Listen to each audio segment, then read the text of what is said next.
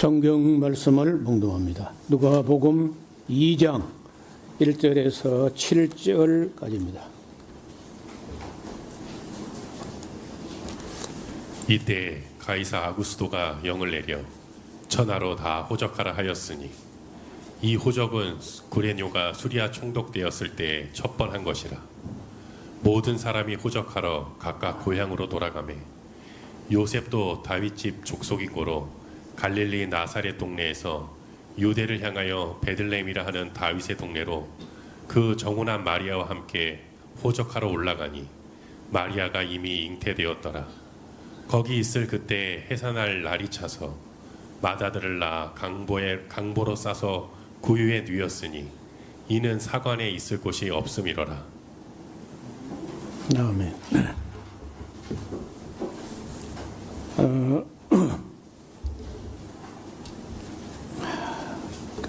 누가복음 2장은 짤막하게 기록됐지만은 세계사적으로 굉장한 이야기가 압축된 몇 절 안에 기록되어 있습니다.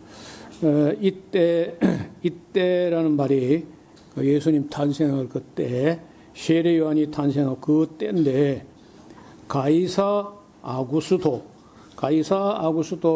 말은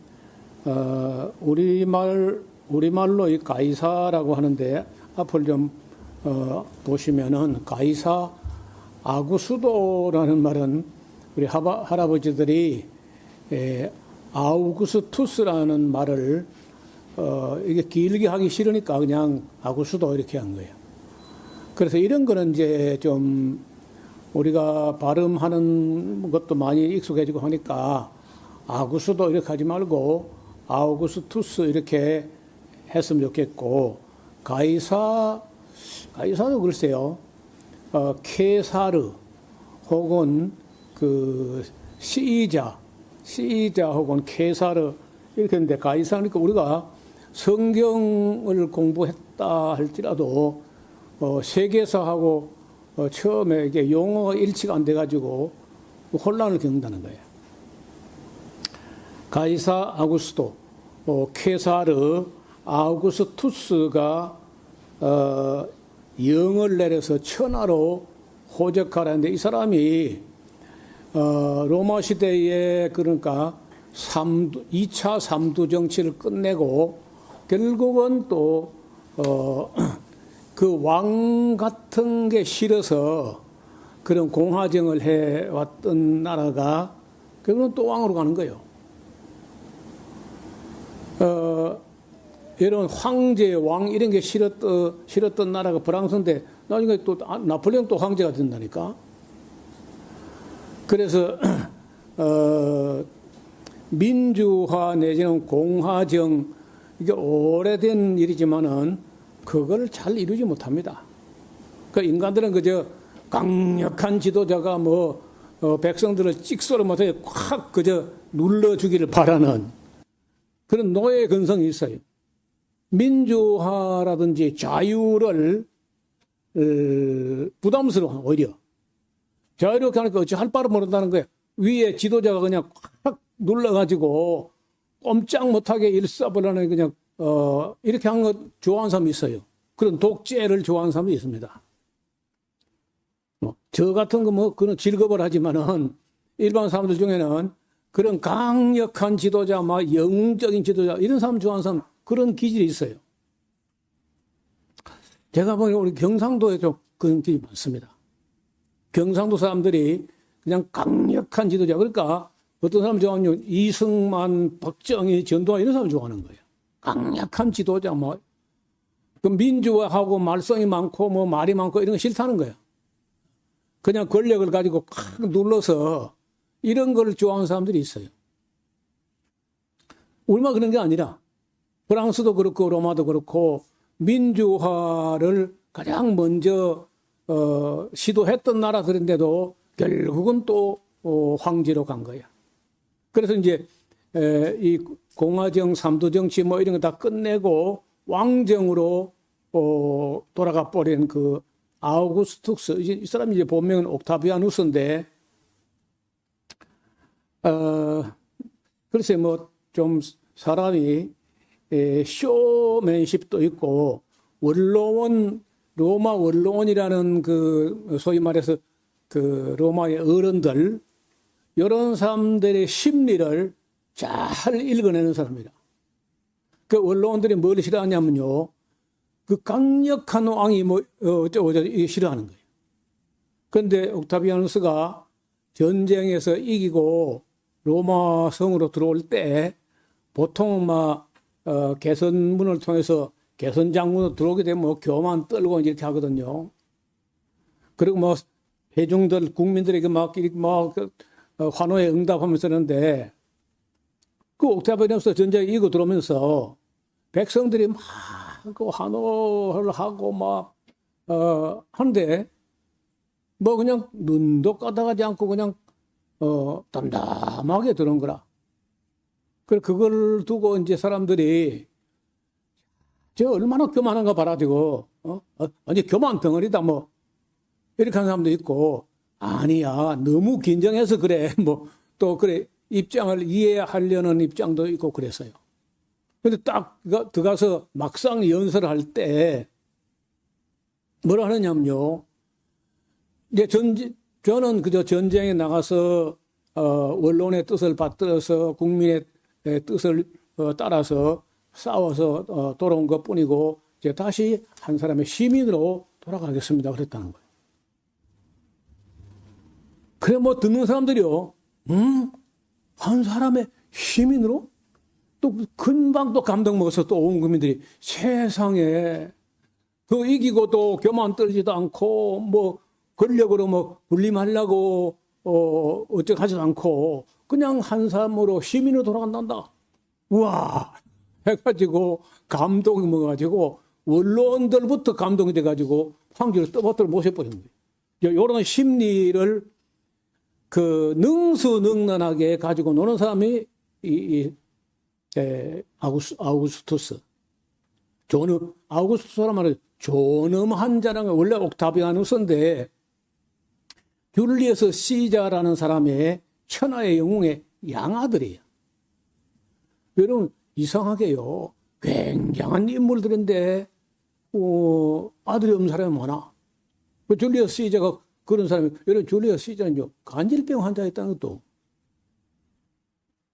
어떻든 양아들로 받아들였던 사람이 이 그리스에 유학을 가 있다가 자기 양아버지 시자가 이제 암살됐다 피살됐다 하니까 들어와가지고 전쟁에 나가서 이기고 돌아오면서 그런 능숙하게 언론들을 쭈무르는 걸 배웠어. 어떻든 이 사람 그 BC 27년에 로마 황제로 등재가지고 AD 예수님이 오신 지 14년 될 때까지 상당히 정치를 잘 해나갑니다. 그 뒤를 이었던 티베리우스라는 사람은 평이 엇갈립니다. 상당히 이제 능숙하게 정치를 해갔다는 입장도 있고 어떤 입장에서는 아주 나쁜 놈이다. 또 나쁘고 좋고 놔두고 좀 못생겼다는 거예요. 곰보 딱지였다는 거거든요. 얼굴이 막 심하게 우리 어릴 때는요. 이렇게 천년도 알은 그 흉터 구멍이 너무 크면요. 빵틀이다. 국화빵 빵틀이다. 이 빵틀. 그래. 요즘 참그는 없는데 옛날에는 많았어요. 한 발에 뭐 몇 명씩은 있었습니다. 근데 그 티베리우스도 이제 그렇게 못생겼다는 거예요. 갈리굴라 이 사람도 뭐 거의 미친 사람에 가깝고 그러다가 이제 클라우디우스라는 사람이 그래도 좀 괜찮은 사람이에요. 네로 황제 아버지죠. 이제 클라우디우스가 들어오면서 클라우디우스 황제 이게 하나의 왕조가 돼가지고 네로까지 이어지는데 그 네로가 68년도 68년도 죽고 나자 한 해 동안에요. 68, 69 이거 봐요. 네로 죽고 나자 68년도 6월 8일에 갈바가 들어오고 69년도 1월 15일에 그러니까 뭐 6개월 만에 오토가 들어오고 오토가 4월까지 있다가 또 비텔리우스가 들어오고 그리고 이제 그 한 해 동안에 뭐 만 1년 안에 로마 황제가 2번, 10번 막 바꾸는 거야. 엄청나게 불안합니다. 굉장한 나라인데도 불구하고 정치적으로 불안한 거예요. 에드워드 기번이라는 사람이 쓴 책 중에 로마 희망사. 로마가 굉장한 로마가 어떻게 망했느냐 하는 책이 있는데, 제가 풀 버전은 너무 분량이 많아가지고 다이제스트판을 갖다가 읽으면서 역사에 대한 관심을 갖게 됐어요. 로마 희망사. 아주 유명한 책이에요. 그리고는, 예루살렘을 정복하기 위해 가지고 유대 땅에 전쟁에 나와 있던 베스파시아누스 황제가 로마로 소환돼 가니까 원론에서 소환돼 가니까 황제 자리가 준비되어 있는 거예요. 그래서 이 플라비우스 베스파시아누스 황제가 그래도 괜찮은 사람이에요. 여러분 이 사람이 유대인 중에서 독립군 로마로부터 독립하겠다고 하는 독립군 장군 요세푸스라는 사람이 얼마나 전쟁을 잘하는지 로마가 감당이 안 돼요. 뭐 번번이 로마가 깨지고 실패하고 그래서 렵사리 전쟁을 해가지고 이 베스파시아누스 장군이 드디어 이제 요세푸스라는 장군을 유대 독립군 장군을 어느 성에 딱 들어갔는데 에워싸버린 거예요. 자, 이제 동아리에 넌 쥐다. 넌 죽었어, 이제. 그러니까 그 베스파시아누스 황제 장군이요. 도대체 그 요세푸스라는 사람이 어떻게 생긴 놈인데 그렇게 전쟁을 잘하고 그렇게 하냐. 그래서 죽이지 말고 사로잡아가지고 내 앞에 끌고 와. 그래, 이제 그 성 안에 들어있는 요세푸스를 잡는데도 굉장히 오랜 시간이 걸려가지고 겨우겨우 해가지고 잡아가지고 이 베스파시아누스 장군 앞에 끌고 오니까 와서 요세푸스가 유대 장군이 뭐 살려달라 뭐 이런 것도 없고 로마 장군 베스파시아누스 장군을 빤하게 이렇게 눈이 뚫어져 보더니 내가 당신에 대해서 본 게 있다. 당신은 기도하는 사람이고 계시를 받는 사람이다. 내가 당신에 대해서 뭘 본 게 있다는 거예요. 내가 하고 싶은 말 해도 괜찮겠는가? 해보라고.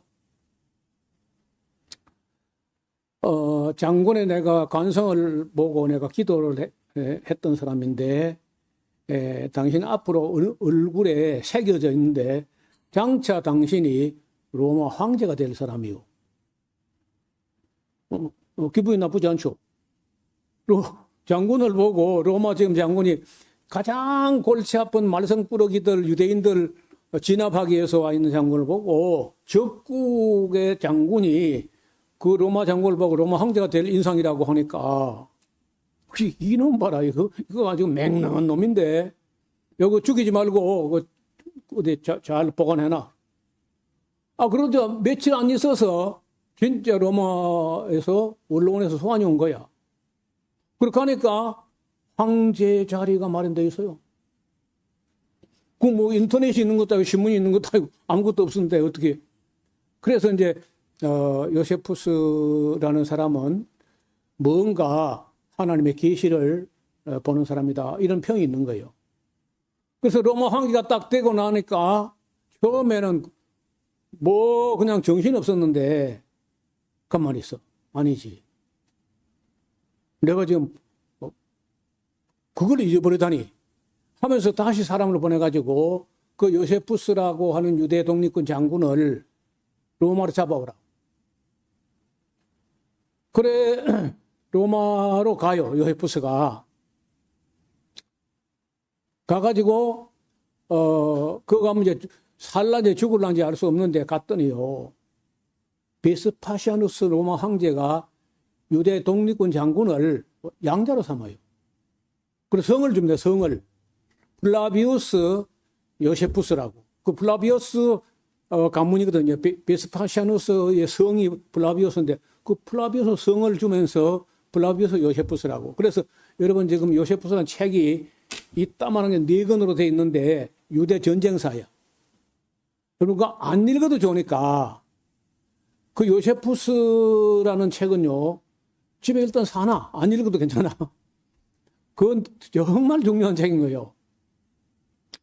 그래가지고 이제 이 베스파시아누스 황제의 아들 티투스가 자기 아버지를 대신해가지고 다시 유대 정부를 나오는데 나올 때 이 티투스가 양아들 자기 아버지가 양아들 삼은 요세푸스하고 함께 유대 땅에 파송해요. 그래 이제 티투스는 항복을 하면 다 전멸시키겠다 하려고 온 것이고 요세푸스는 그 항복을 하게 해가지고 죽어버리고 망해버리면 안 되니까 어떻게든 굴욕적이지만은 항복하는 게 로마하고 싸우는 거는 무모한 일이야 하고 설득하러 왔는데 더 유대인들이 그거 듣겠어요. 저 배신자 매국노 로마 앞잡이가 되어 돌아오다니 하고 요세푸스 아무리 진정성을 가지고 말해도요 배신자 민족 반역자 그건 안 듣는 거예요. 결국 AD 70년도에 티투스하고 요세푸스 함께 힘을 합해가지고 유대인들을 설득하고 항복하게 하려고 애를 썼는데 끝내 안 되고 맙니다. 그런 이야기가 어디서부터냐면요. BC 27년부터 해가지고 AD 70년까지 이야기가 이 티투스까지. 그리고 티투스 죽고 나서 그 동생 도미티아누스가 로마 황제가 되는데 이 황제가 요한계시록을 기록할 때 로마 황제, 11대 황제. 여기 이제 1대부터 11대까지 황제가 우리 성경과 성경에 직접 이름들이 나오기도 하고 관련된 그런 인물들입니다. 그래서 이 아우구스투스가 영을 내려서 호적하라. 여러분 왜 호적하라 하겠어? 왜? 첫째는 세금이에요, 세금. 정복한 나라가 하도 많아가지고 로마 판도 안에 정복된 나라는 너무 많고 광범위하고 광대하고 해가지고 일제조사 지중해 연안에 로마가 정복한 모든 나라 모든 민족 모든 부족을 일제조사를 해가지고 자기 국력을 한번 과시하기도 하고 또 세금을 땅불나게 받아 챙기려고 하고 그리고 이제 인원동원 같은 게 있을 때 어느 민족 어느 나라에서 얼마 정도로 징발할 수 있다 뭐 이런 거 다 계획을 세우는데 종합 계획을 세우는데 기본적인 자료가 인구조사한 그 지표가 있어야 돼. 그리고 이제 그때에 호적령을 내렸는데 그 보면요 2장 2절에 이 호적은 구레뇨라는 사람, 구레뇨, 그러니까 이 구레뇨 이름도 그죠. 여기 퀴리니우스라는 말인데 라틴어를 그대로 발하면 퀴리니우스라는 한데 이게요, 일본어로 번역된 성경이나 중국어로 번역된 성경에는요, 퀴리니우스가 안 돼. 그래가지고 비스무리하게 이름을 음력을 하면요, 뭐 말이 희한하게 됩니다. 여러분 일본 사람들이 맥도날드를 뭐라 하는 거 아세요? 맥도날드 햄버거를 일본에서 마쿠도 나루도 마쿠도 나루도 중국 사람들은요 코카콜라는 코카콜라. 그러니까 이제 이 중국의 그 음력하는 거나 일본어 음력을 하게 되면 그냥 엉망이 됩니다. 그래서 이제는 저는 생각할 때 이제는 이런 음을 우리가 중국 따라할 필요가 없고 일본 따라할 필요가 없고 우리가 우리 발음으로 할 수 있는 발음으로 좀 하자. 근데 이게 왜 안 되느냐? 이게 우리 그 한국 기독교가 대체로 보수 꼴통이잖아요. 중국어로 손 엉터리로 일본어 손 엉터리 해놓고 이걸 고치면 보수는 안 돼. 그 좀 진보적인 사람들은 당연히 고쳐야지 하고 나오는데 아니 고집할 걸 고집해야지. 제가 일본 가가지고 그 일본에 있는 한국 사람들이 일본 사람들이 발음 이상하게 하는 걸 이야기하는데요. 하여튼 뭐 포복절도합니다. 배꼽을 놓을 시간이 없어요. 우리 같으면 그래도 우리도 좀 이제 일본의 영향을 받아가지고 좀 발음 좀 그렇거든요. 영어 발음이. 그런데 여러분 우리도 지금도 러닝 샷츠라고 잘 안 하죠. 뭐라 그래요? 난닝구. 난닝구. 팬티라는 말 안 하고 빤스. 그게 이제 일본의 어 발음이 없고 에 발음도 없어가지고 이제 그런 총극이 벌어지는데 여기에 퀴리니우스, 그 구레니오라고 하는데 이 사람이요. 번역이 좀 잘못된 부분이 있는데 2절 봐. 이 호적은 구레니오가 수리아라고 하는 것은 안디옥이 수도고 안디옥부터 예루살렘까지 다 포함된 지역을 광역 수리아야. 그 광역 수리아로 볼 때 이 퀴리니우스가 총독으로 옮겨요. 2번 와요. 2번으로 총독을 지냈다고 해서 이 사람이 부임을. 그런데 여기에 이 호적은 구레니오가 수리아 총독 되었을 때에 첫 번 한 것이라. 이거 잘못된 번역인 거예요. 그렇게 하면 안 되고 구레니오가 그러니까 마치 구레니오가 총독돼 가지고 첫 번, 2번, 3번 이렇게 인구 조사를 한 것처럼 이렇게 번역을 했는데 그렇게 된 게 아니고 첫 번 부임할 때 한 거라 그 말이에요. 인구 조사는 2번 부임하는 중에 한 번밖에 한 게 없는데 언제냐? 그가 부임을 첫 번 부임했을 때 인구 조사 한 거다. 이렇게 해야 맞는 말인데 그런 것도 이제 역사를 잘 모르는 시대에 번역을 하니까 이런 오역이 또 나오는 겁니다. 그러니까 총독 부임을 2번 했는데 첫 번째 부임했을 때 인구조사 한 것이다. 이렇게 해야 맞다는 거예요. 그래서 모든 사람이 이제 호적을 하기 위해서 고향으로 돌아가는데 요셉도 다윗의 족속이기 때문에 베들레헴이 고향이잖아요. 그래서 베들레헴이라 하는 동네로 그 정원한 마리아와 함께 호적하러 올라가는데 마리아가 이미 잉태되었더라. 잉태되고 말고지 잉태된 지 3개월 정도 엘리사벳 집에 있다가 3개월 됐을 때 이제 올라갔으니까 거기서 호적령이 내려가지고 예루살렘까지 오는데 그 거리가 얼마냐 한 150km 돼요. 여기 임산부가 150km를 자동차로 가도 먼 길인데 걸어오는 거거든요. 모르겠어. 혹시 이제 어쩌면은 당나귀 정도를 타고 올 수 있어요. 당나귀. 아마도 요셉이 자기 아내를 배려해가지고 당나귀 정도를 준비했을란가. 그 기록이 없으니까 확정은 할 수 없는데 그래도 당나귀를 타고 와도 먼 길이야. 여러분 하루에 보통 사람은 30km 이상 못 가거든요. 정말 빨리 가는 사람이 40km 갑니다. 40km.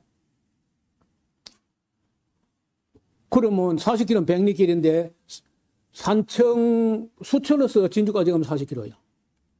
와, 그거 장정이라도 그 백리길 어렵습니다. 그러니까 많이 가야 30km, 80이 우리가 사람이요. 이랑 그냥 나처럼 저 밑에서 여기 왔다리 요리 해도 옛날 어른들이 도랑 80이면 도랑 80리.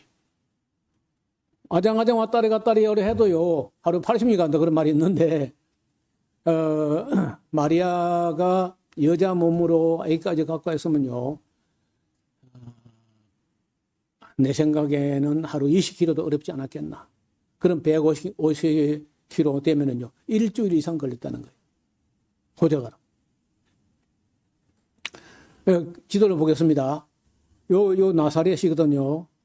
여기, 갈릴리 호수가 요렇게 웅덩이가 톡 튀어나온 요쪽 바로 서쪽에 나사렛 동네가 있어요. 거기서부터 이제, 세 가지 길이 있는데, 하나는 요렇게 오는 길이요. 요 좀 많이 이용하는 길입니다. 그 다음에 요 바로 내려온 길이 있어요. 요 사마리아를 통해가지고 오는 길이 있어요. 또 한 길은, 이스라엘 평야를 만났을 때 동쪽으로 내려가가지고 이렇게 요단강을 따라서 이리 와서 여리고로 와가지고 다시 예루살렘 산비탈길로 올라가는 길이 있습니다. 이게 제일 먼 길이고 힘든 길인데 제가 볼 때는 아마도 요런 파란색 길로 오지 않았겠나. 그래도 어떻든 간에 거의 150km 정도 되는 거리를 온 겁니다. 6절 거기에 있을 그때에 해산딸이 잤어요.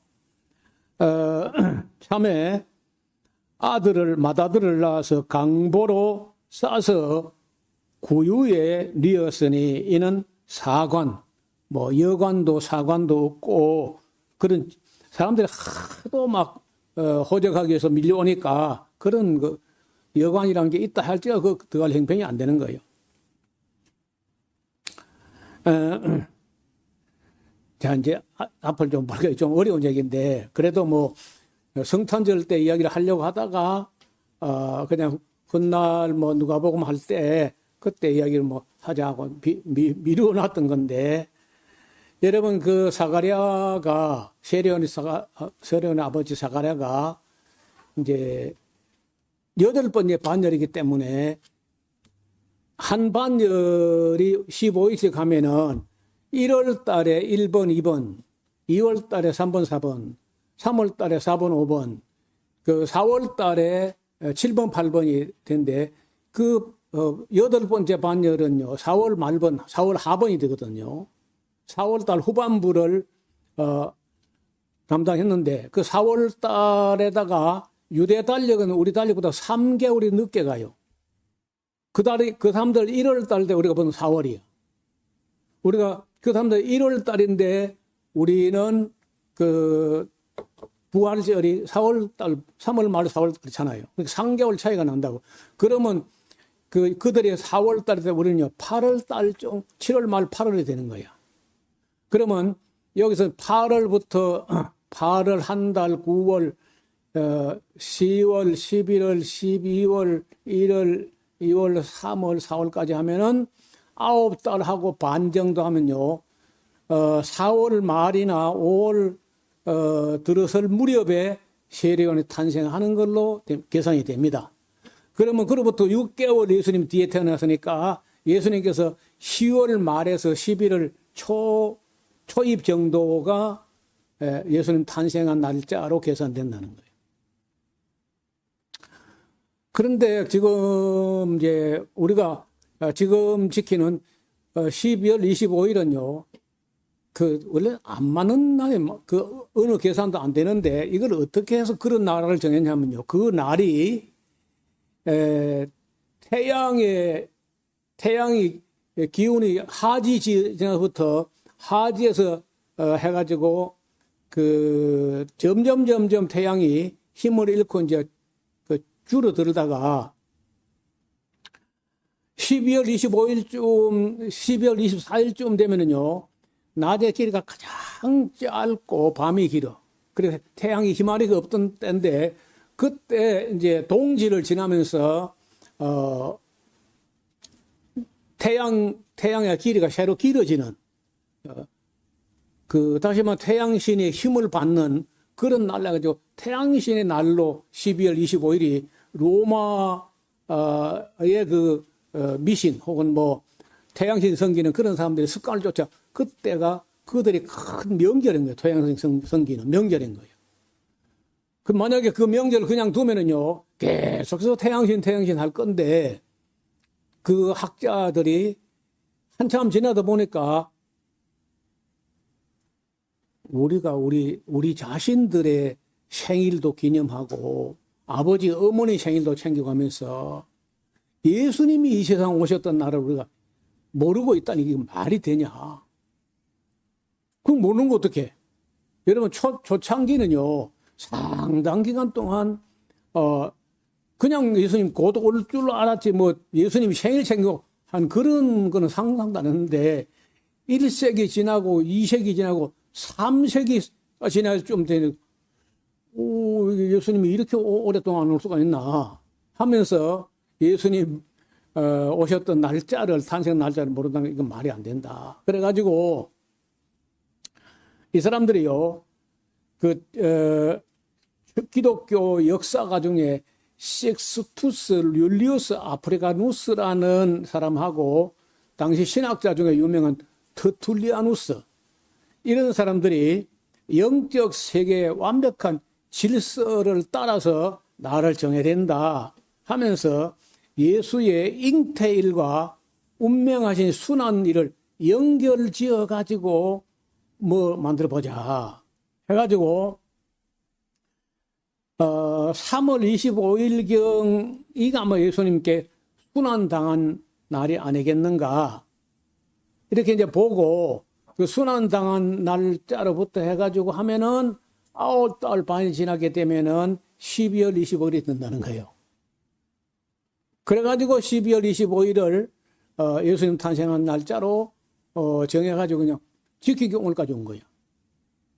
전혀 근거는 없습니다. 그날이 예수님 탄생했다는 아무 근거가 없지만은 이 아프리카누스하고 터툴리안하고 이런 학자들이 예수님께서 아무 때나 오셨을 리가 없다 해가지고 이제 춘분되는 때로부터 해가지고 예수님 탄생까지가 9달 반 이렇게 안 됐을까, 그런 상상력을 발휘해가지고 그 날을 정한 게 그냥 오늘까지 온 거예요. 그래서 지금도 예를 들어서 그런 거 어줍지 않은 걸 가지고 정했던 말이 안 된다 해서 이거 안 지키는 사람들인데 그 안식교는 이거 안 해요. 안식교 성탄절 그 거짓말이다. 이렇게 안 하고, 그 다음에 그 침례교 중에서도 성탄절 그런 거 거짓말이다. 거짓말 나도 우리가 왜 지켜? 하고 이제 안 지키는 사람들이 있습니다. 그러나 한편을 보면은요, 성탄절 그 날이 맞든 안 맞든지 간에 어떻든 성탄절에 교회 따라갔다가 예수 믿게 된 사람이 엄청나게 많아요. 그 선교적으로 상당한 효과를 발휘한 거야. 제가 원지 교회를 심호할 때 학생들이, 중고등 학생들이요, 어른들보다 더 열심히라. 누가 시킨 것도 아닌데요, 자기들끼리 그 성탄절 장식을 해야 된다 해가지고 믿는 학생들 얼마가 안 믿는 학생까지 데려와가지고 성탄절 장식하는데 막 높은 데 뭘 달고 하면서, 그래가지고 그날 따라온 학생이 나중에 학생이 회장이 됐다니까. 그런 일이 어떻든 성탄절이 동기가 돼가지고 교회 나가서 신앙을 갖게 되는 게 많다는 거예요. 저는 뭐 그 날짜 12월 25일이 깨운하지도 않고 확실하지도 않고 어렵지 않게 날짜가 정해졌지만은 그 하나의 선교적 차원에서 결과적으로 볼 때 많은 열매가 있었다. 저는 그렇게 봐요. 그래서 이제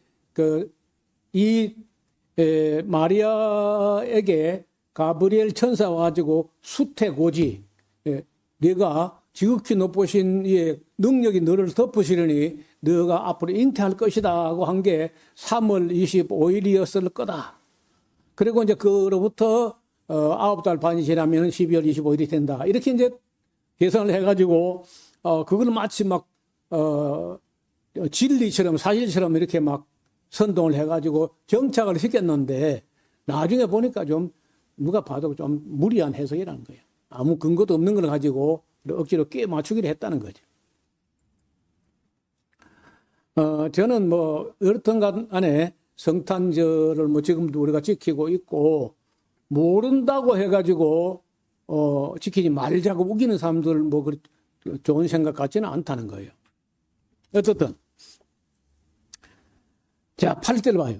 그때에 그 지경에 목자들이 밖에서 밤에 자기 양떼를 지키다가 주의 사자가 곁에 서고 주의 영광이 저희를 두루 비치는데 크게 무서운지라 천사가 이르되 무서워 말라. 보라, 내가 온 백성에게 미칠 큰 기쁨의 좋은 소식을 너에게 전하노라. 오늘날 다윗의 동네에 가봐라. 너희를 위하여 구세주가 나셨는데 곧 그리스도 주시다. 너희가 가서 강보에 쌓여 있는 구유에 누워 있는 아기를 보게 될 텐데 이것은 너에게 표적이냐 하더니 호련히 허다한 천군이 그 천사와 함께 있어 하나님을 찬송하여 가로되 지극히 높은 곳에서는 하나님께 영광이요 땅에서는 기뻐하심을 입은 사람 중에 평화로다 하니라. 자, 이건 다른 복음서 안 나온 얘기야. 마태복음도 없고 마가복음도 없고 요한복음도 없어요. 그 누가가 또 베들레헴을 찾아가 가지고 거기서 뭐 많은 사람을 탐문해 가지고 아마 그 목자를 만났는가 봐. 그 얼마나 또 누가 같은 성품이 얼마나 반가워했겠습니까? 그래 찾아가지고 본대로 다 이야기해달라. 그래가지고 이제 이 놀라운 자리. 여러분 마태복음에 보면요 동방박사가 들이닥친 걸로 나오잖아. 누가는 동방박사 번에 못 만나 이 사람이요 만나보고 직접 전화해 준 그대로 내력을 저술하려고 하는 사람이니까 못 만나본 사람 얘기는 안 썼어. 동방박사 누가는 못 만나본 거예요. 그래서 누가가 쓴 걸 보면은 굉장히 그 사실에 기초한 기록이다 이런 걸 느낄 수 있어요. 그리고는 천사가 떠나 하늘로 올라가는데 목자가 서로 말하되 이제 우리가 베들레헴에 가서 주께서 우리에게 알리신 바 그 이루어진 일을 한번 보자 가보자 하고 빨리 가서 마리아와 요셉과 구유에 누인 아기를 찾아서 보고 천사가 자기들에게 그 아기에 대하여 말한 것을 고하니 듣는 자가 다 목자의 말하는 일을 이상하게 기이하게 여기되 마리아는 이 모든 말을 마음에 지키어 생각합니다. 우리가 보통 그림을 그린 거 보면요 항상 우리나라 마곡간처럼 길어놨어. 아래채에 약간 그 마곡간 바닥이 조금 이렇게 조금 깊게 내려가요. 내려가고 그 위에 조금 공간이 있으니까 그 위에 뭐 또 농기구 얹어놓고 이제 뭐 영판 우리나라처럼 그래. 근데 베들레헴 가보니까 전혀 아닌 거야. 베들레헴 가보니까 그 마곡간이요 나무로 지은 게 아니고 동굴이야 동굴. 큰 바위 밑 동굴이 상당히 이렇게 넓어가지고 양 뭐 한 20, 30마리, 많게 한 40, 50마리 들어갈 수 있는 그런, 그래서, 야, 이거 안 가보고 상상하는 거 이거 위험하다. 동굴이 이제 여름에 시원하고, 그리고 겨울에는 따뜻하고 이제 그런데, 나는 볼 때 여름에 시원한 건 몰라도 겨울에 따뜻하게 틀렸다. 우리 보기에는 그렇더라고. 어떻든 그런 동굴로 된 마곡간이었고 그래도 거기 구유는 있었는가 봐. 우리 경상도 사람들 구유를 하지 않고 구시입니다. 구시. 우리는 구유를 어떻게 하느냐. 통나무를요. 적어도 이따만한 거. 좀 커야 돼요. 그걸 갖다가 나무 판때기를 아주 막 함지 뒤집어 놓은 것처럼 이게 짜서 붙인 게 아니고요. 우리 구유는요. 나무 통나무 안을요 이렇게 파가지고 모서리 그런 거 없고 안에 약간 타원형으로 이렇게 해가지고 파가지고 구유를 만듭니다. 딱 아이 높이기 참 좋아요. 그 집이나 좀 폭삭하게 깔면 아주 좋은 구유가 아주 침대죠.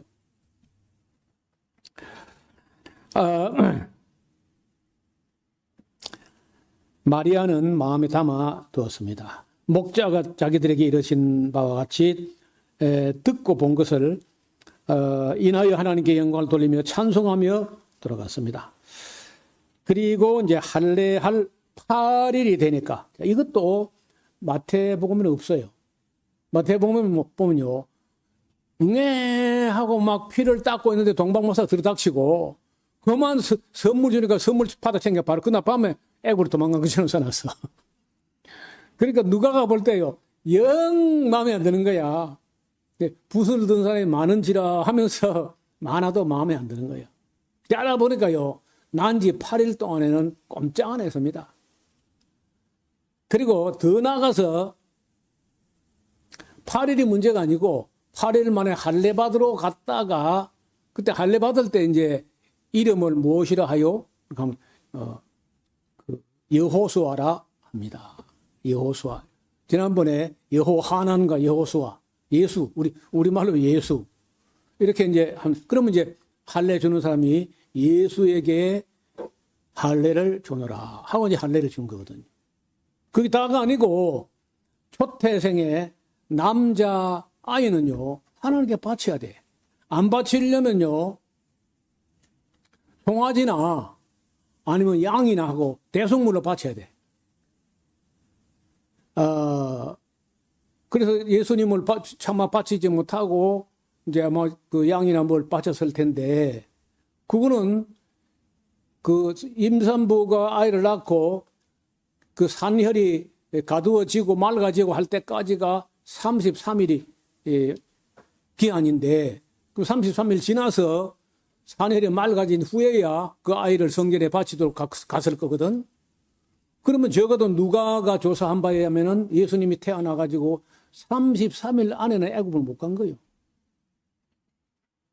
자, 이런 것도 마태복음에는 전혀 안 돼 있고, 이제 이런 것을 적어도 역사적 사실, 우리 중에 이루어진 사실에 대해서, 팩트에 대해서 관심을 가졌던 누가는 정밀 조사를 하는 거예요. 그래서 그런 면에서 누가복음은 또 다른 가치가 있다는 거예요. 자, 거기 할례할 8일이라는 말이 나오고 22절 봐요. 모세 법대로 결례는 정결케 하는 여인의 산혈이 정결케 되는 날이 차감에 아이를 데리고 예루살렘까지 올라가요. 예루살렘까지. 그럼 거기가 얼마냐? 베들레헴에서 예루살렘 13km입니다. 13km, 14km. 어떤 분은 15km라는 사람도 있고, 뭐, 어떤 꽤 먼 길인데, 여러분 15km면요, 46길이야. 요 산청까지 가야 돼. 꽤 먼 길인데, 결례 날이 차 가니까 아기를 데리고 예루살렘까지 올라가니, 이는 주의 율법에 쓴 바 초태생의 처음 난 남자마다 주의 거룩한 자라 하리라 한 대로 아기를 적게 드리고, 물론 아기를 직접 드리면은 하나님께서 쓰시는 어떤 사람이 되든지, 그래 안 하면 대속물로 다른 제물을 바쳐야 돼. 대속으로. 드리고 또 주의 율법에 말씀한 대로 비둘기 한 쌍이나 혹 방구, 어린 방구는 산비둘기 둘로 제사하려 합니다. 그 번제와 속죄제로 드리는 건데, 예루살렘에 그때 시몬이라는 사람이 있었는데, 이 사람이 의롭고 경건하여 이스라엘의 위로를 기다리는 자라. 성령이 그 위에 계시더라. 저가 주의 그리스도를 보기 전에 죽지 아니하리라 하는 성령의 지시를 받았던 적이 있었는데, 성령의 감동으로 딱 성전에 들어가며 마침 부모가 율법의 전례대로 행하고자 하여 그 아기 예수를 데리고 오는데, 시몬이 아기를 안고 하나님을 찬송하여 가로되, 주제여 이제는 말씀하신 대로 종을 평안히 놓아 주시는도다. 내 눈이 주의 구원을 보아사오니 이는 만민 앞에 예비된 것이요 이방을 비추는 빛이요 주의 백성 이스라엘 영광이 영광이니이다 하니 부모가 그 악에 대한 말을 참 이상한 말씀 다 하신다 하고 기이 여깁니다. 시몬이 저에게 축복하고 그 모친 마리아에게 이를 가르쳐 보라, 이 아이는 이스라엘 중 많은 사람의 패하고 흥함을 위하여 비방받는 표적이 되기 위하여 시험을 입었다. 또 칼이 네 마음을 찌르듯 하리라. 그 예수님께서 마리아의 마음을 심하게 아프게 하고 십자가에 돌아가실 것을 함축적으로 내포된 그런 말을 한 거예요. 이는 각 사람의 마음의 생각을 드러내려 함이니라. 여러분요, 예수님이 딱 등장하면요, 사람이 두 가지가 탁 나와. 나는 죄인이라서이다 하고 그 앞에 거꾸로 된 사람이 있는가 하면 죽여라 하는 사람 나온다. 그래서 흥하고 망하는 표적이 돼. 사람이 예수님을 어떻게 인식하느냐에 따라서 그 사람의 영원한 운명이 갈라질 수 있어. 그러니까 시골에 살면서 또 놀라운 걸 발견하는데, 세상에 시골에 살면서 자기 이름도 성도 쓰지 못하는 할머니가 예수님 미워할 줄 알아요. 예수님 자기가 박간데 보도 안 했어. 근데 예수님 미워할 줄 알아. 여러분 좀 이상하지 않아요?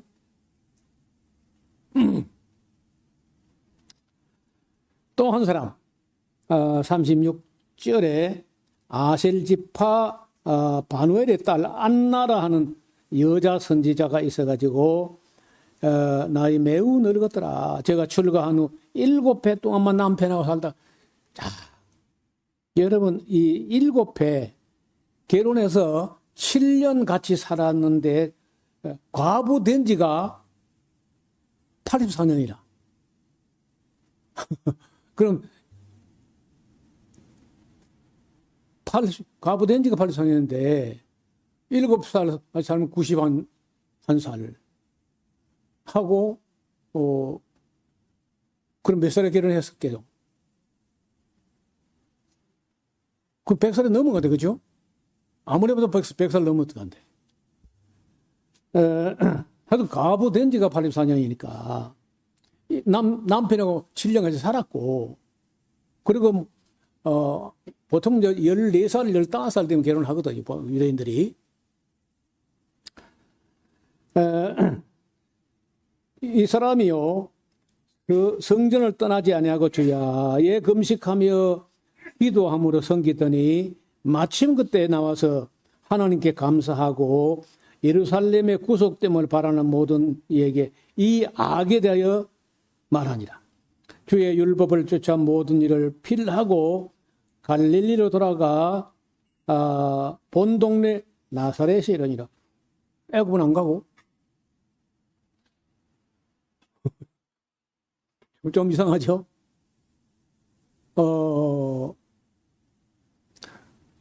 자, 이런 문제. 여러분, 이 복음서 공부를 하다가 신학교 가서 딱 부닥치는 게 뭐냐? 두 가지. 같은 점과 다른 점.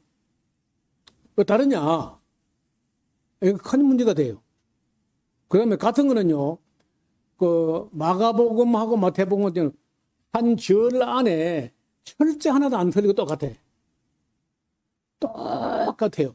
그 완전 또 뺏기선 같이. 여러분, 뺏겼어도 때로는 빼먹고 합니다.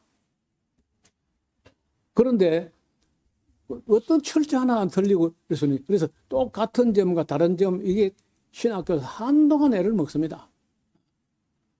그 고비를 다 이제 넘어서게 되는데, 어떻든 여기 누가복음 보면요, 애굽 피난 관계에 빠지는 거예요. 바로 아기가 자라며 40절 자라며 강하여지고 지혜가 충족하며 하나님의 은혜가 그 위에 있더라.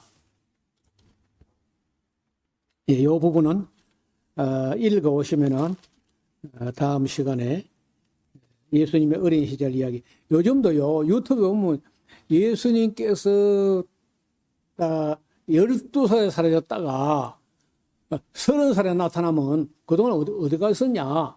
그걸 가지고 또 클릭수로 올려가지고 돈 벌려고. 그 다음에 또 숨겨진 성서 해가지고 위경, 가짜 경전, 이런 걸 가지고 뭐 또 파일을 만들어가지고 사람들 시간 빼앗고 헷갈리게 하고 이거 많아요. 그렇게 보면 안 돼. 하나도 덕이 안 됩니다. 우리 마음속에 의심의 씨앗은 들어 떨어지지만 신앙이 하나도 도움이 안 돼요. 그런데 불구하고 계속 그런 걸 만들어. 뭐 에녹스, 뭐 도마 복음서 뭐 이런 걸 가지고 뭐 숨겨진 성서 뭐 이런 식으로 사람들의 눈을 끄는, 그래서 클릭수만 올려가지고 그걸 가지고 돈 버는. 또 댓글이 있으면 또 수가가 더 올라가거든요. 그래서 지금 어디서 보고 있는지 밑에 댓글을 달아주세요. 그거 쓰면 안 됩니다. 그러면 또 그 사람 돈 버는 거야.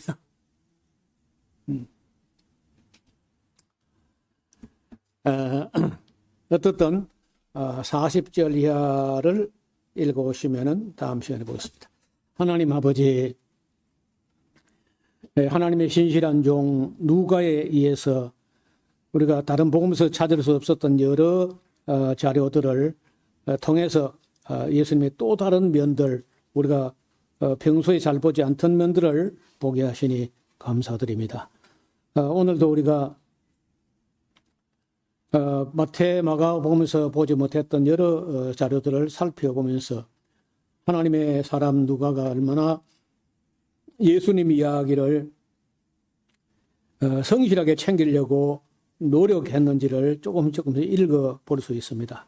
하나님께서 우리에게 지혜와 명철을 주사 하나님 말씀을 학자같이 잘 알아듣게 하여 주옵소서. 예수님 이름으로 기도하옵나이다. 아멘.